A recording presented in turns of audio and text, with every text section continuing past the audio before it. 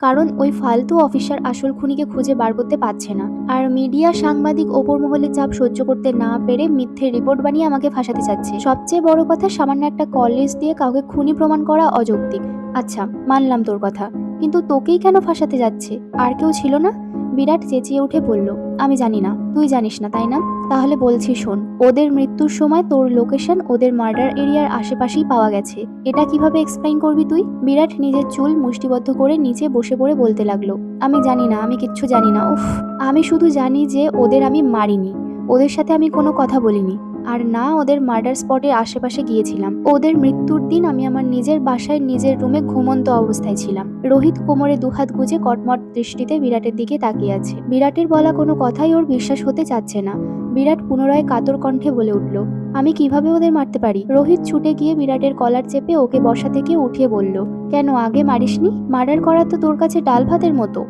বল কুত্তা, তুই কি জন্য মেরেছিস আমার বন্ধুদেরকে? বিরাটও পাল্টা রোহিতের কলার চেপে ধরে বলল, ওরা আমারও বন্ধু ছিল, ভুলে যাবি না। আর ওই বিষয়ে কথা বলতে তোকে মানা করেছে না শুয়োরের বাচ্চা? আর একবার ওই বিষয়ে কথা বললে আমি তোর জিভ টেনে ছিঁড়ে ফেলবো, জানোয়ার। কেন বলবো না? সত্যি বলছি বিরাট, তুই যদি নিজের অপরাধ স্বীকার না করিস তাহলে আমি পুলিশকে গিয়ে সব কথা বলে দিয়ে আসবো। বিরাট রোহিতের নাক বরাবর খুশি মেরে বলল, তাহলে তুইও ফাঁসবি। রোহিত খুশির ধাক্কা সামলেই নিজেও বিরাটের গাল বরাবর আঘাত করলো আর বলতে লাগলো, ফাঁসলে ফাঁসবো, আমার কোনো আফসোস নেই, কারণ তুই আমার প্রাণের বন্ধুদের মেরে ফেলেছিস। ওরা যখন আর দুনিয়াতে নেই, আমারও আর জীবনের প্রতি কোনো মায়াই নেই। বিরাট রোহিতকে নিচে ফেলে ওকে ক্রমাগত খুশি মারতে মারতে বলল, আমি ওদের মারিনি। আমি বারবার বলছি, ওদের মৃত্যুর সাথে আমার কোনো কানেকশন নেই। ওদের ঝগড়া আর মারামারি ভয়াবহ পর্যায়ে উপনীত হলো।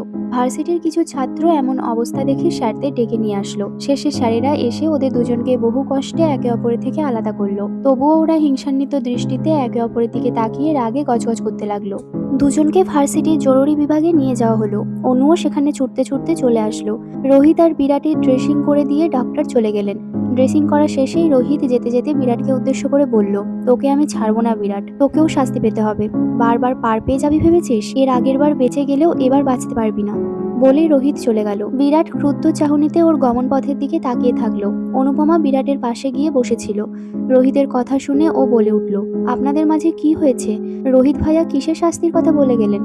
বিরাট অনুপমার দিকে তাকিয়ে বলল, ওর কথায় কান দিও না অনু, ও পাগল হয়ে গেছে। বিরাটের ক্ষতের দিকে তাকিয়ে অনুপমা চোখ ছলছল করে উঠল।